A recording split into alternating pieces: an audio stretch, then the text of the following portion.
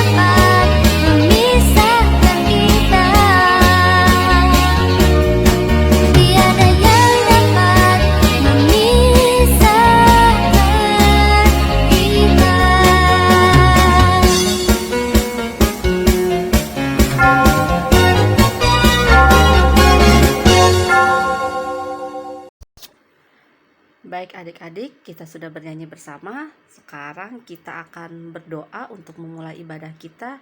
Adik-adik lipat tangannya, tutup matanya. Sekarang kita berdoa.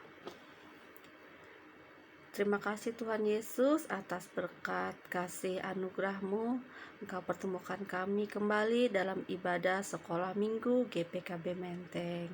Kiranya Tuhan sertai kami dalam ibadah kami agar kami selalu menyenangkan hati Tuhan dalam setiap ibadah kami.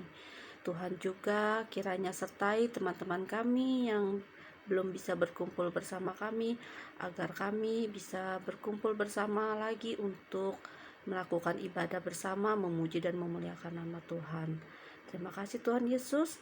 Tuhan, kami akan memulai ibadah kami hanya dalam penyertaan tangan Tuhan saja.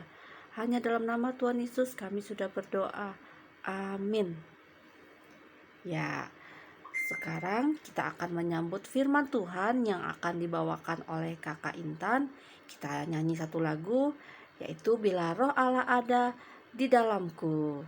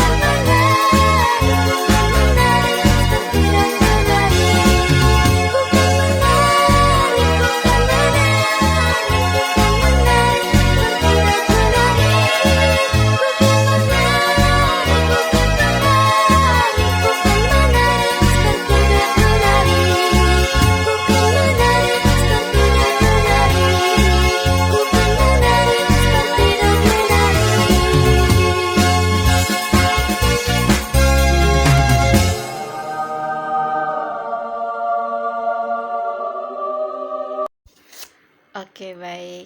Silakan Kakak Intan, firman Tuhannya. Selamat pagi adik-adik, salam jumpa kembali. Kita mau mendengarkan firman Tuhan hari ini. Namun sebelumnya, mari kita berdoa. Tundukkan kepala, lipat tangan, kita berdoa.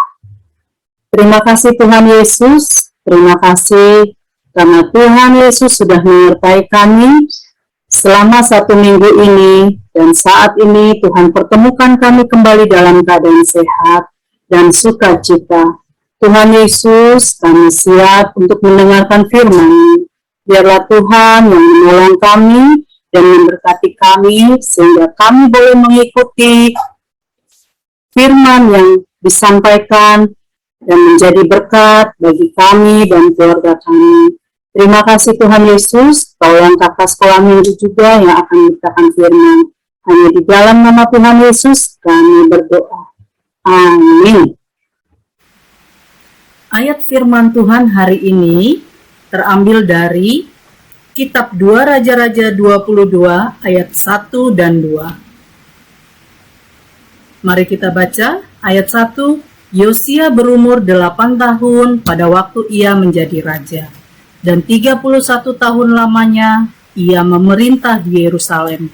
Nama ibunya ialah Yedida binti Adaya dari Boskar. Ayat yang kedua, ia melakukan apa yang benar di mata Tuhan dan hidup sama seperti Daud, bapa leluhurnya, dan tidak menyimpang ke kanan atau ke kiri. Demikian firman Tuhan, mari kita lanjutkan. Ya adik-adik, kita mau mendengarkan firman Tuhan tentang Raja Yosia. Sebelum kakak bercerita, mari kita lihat dulu video berikut ini. Yosia lahir dari seorang raja yang jahat, dikelilingi dengan pencobaan-pencobaan untuk mengikuti langkah-langkah ayahnya.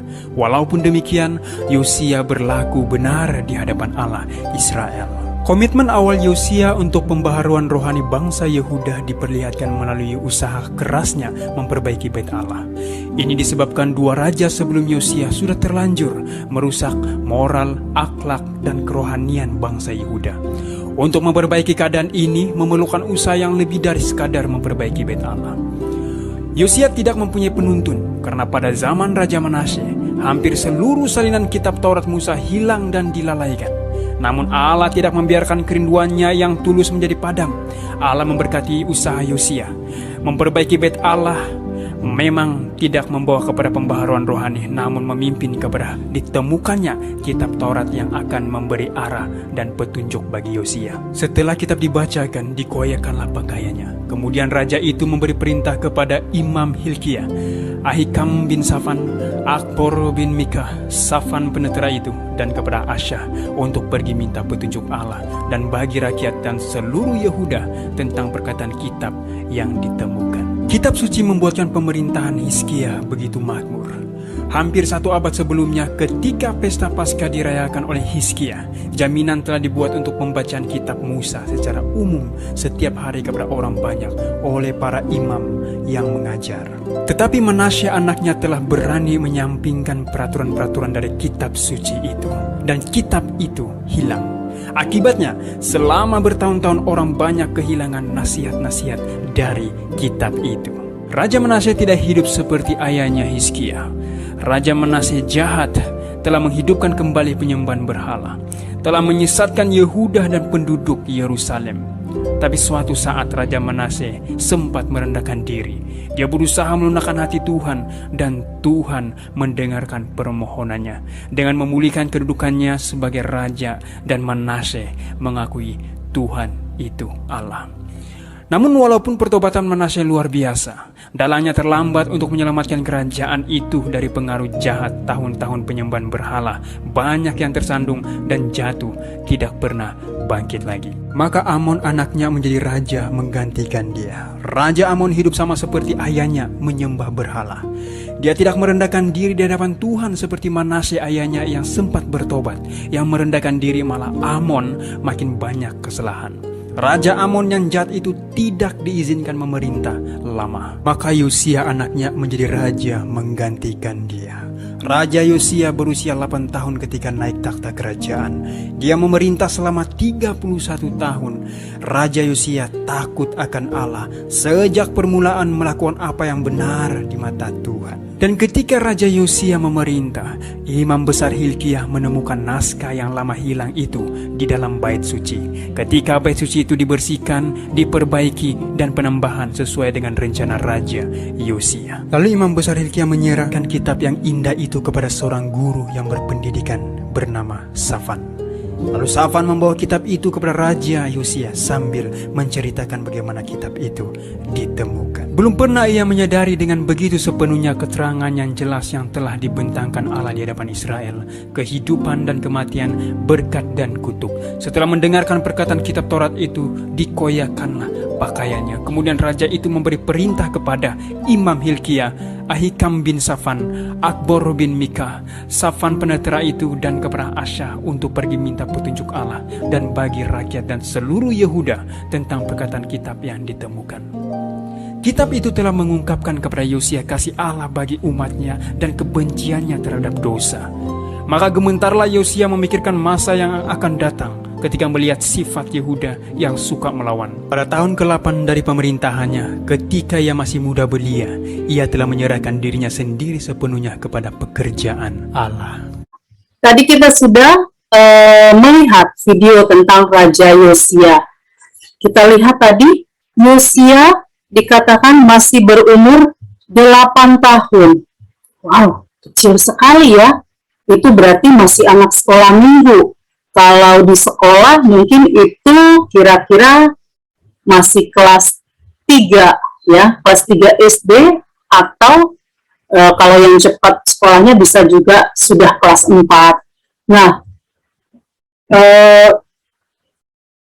sangat baik sekali karena Raja Yosia, ya namanya Raja Yosia, di usia yang 8 tahun, dia masih anak yang sangat kecil, tapi sudah bisa atau mempunyai tugas dan tanggung jawab yang besar sebagai seorang raja. Tapi adik-adik, walaupun dia seorang anak yang masih kecil, masih dibilang anak sekolah minggu, tapi dia sudah bisa mengemban tanggung jawab yang besar. Berarti adik-adik juga pastinya bisa mempunyai tanggung jawab dan melaksanakan tugas dengan baik. Yosia adalah seorang anak yang sangat dekat dan sangat suka dengan firman Tuhan. Dia mengetahui tentang kebenaran firman Tuhan dan hatinya sangat tersentuh dengan firman Tuhan itu. Dan dia merasa firman Tuhan yang dia terima, yang dia pelajari, sangat menuntunnya di dalam kehidupan sehingga dia menjadi berkat di sekelilingnya. Dia mendengar firman Tuhan tentang kebenaran itu. Dia berusaha melakukannya, walaupun di sekelilingnya banyak orang yang tidak menyukai, bahkan masih menyembah berhala, patung, tapi dia tetap setia dengan tantangan itu. Nah, adik-adik, melalui Raja Yosia yang kecil, yang masih berusia 8 tahun ini, kita mau belajar bahwa adik-adik sebagai anak-anak yang masih kecil, yang masih usia belia, juga harus bisa melaksanakan tanggung jawab yang diberikan. Baik itu tanggung jawab dari sekolah, tugas-tugas, PR, bisa juga tanggung jawab di dalam rumah. Kalau mama kita meminta bantuan kepada kita, misalnya bangun tidur, rapikan selimutnya ya. Nah, itu salah satu juga tanggung jawab. Lalu, jangan lupa berdoa waktu bangun pagi, mau makan, ataupun kegiatan yang lain. Nah, hal-hal kecil seperti itu bisa kita lakukan sebagai tuntunan dari firman Tuhan yang kita dengar.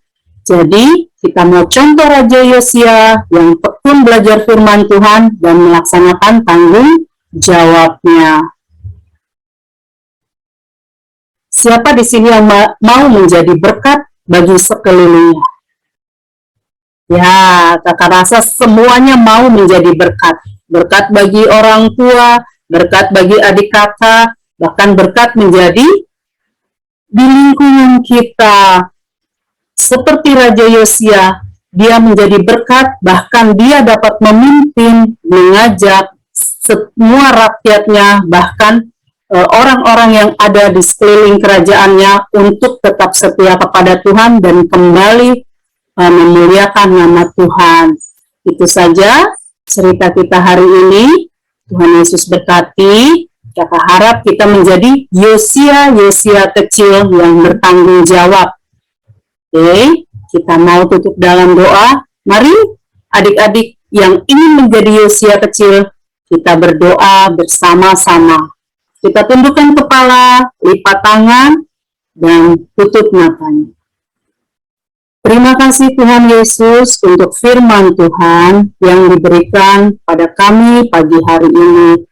Tuhan Yesus, kami mau menjadi Yosia kecil yang bertanggung jawab dan tetap setia kepada firman Tuhan. Tuhan Yesus, tolong kami supaya kami tidak lengah, tidak malas berdoa, tidak malas membaca firman Tuhan, supaya kami memiliki pegangan hidup dasar iman kami untuk melangkah di dalam kehidupan kami sehari-hari. Tuhan Yesus, kami percaya Tuhan memberikan yang terbaik bagi kami. Tuhan memakai kami di dalam kehidupan kami, di dalam keluarga kami, di tengah-tengah teman-teman di sekolah, maupun dimanapun kami berada. Tuhan Yesus, terima kasih. Biarlah Tuhan yang memberkati kami senantiasa. Tuhan Yesus, kami juga berdoa untuk adik-adik sekolah minggu yang rindu untuk beribadah bersama-sama. Biarlah Tuhan pulihkan kembali negara ini sehingga pandemi ini cepat berakhir dan kami boleh kembali bersama-sama memuji Tuhan di gereja. Tuhan Yesus, kami berdoa biarlah Tuhan tetap menyertai kami seminggu ke depan dalam segala aktivitas kami. Hanya di dalam nama Tuhan Yesus Kristus, kami serahkan hidup kami. Amin.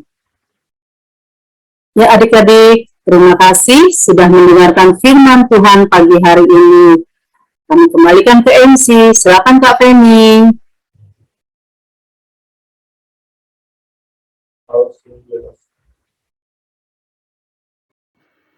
Nah, adik-adik, sudah dengarkan firman Tuhan kan?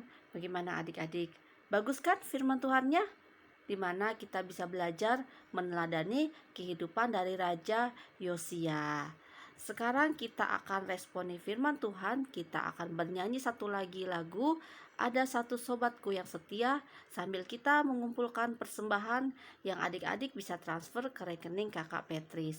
Baik, kita bernyanyi Ada Satu Sobatku Yang Setia.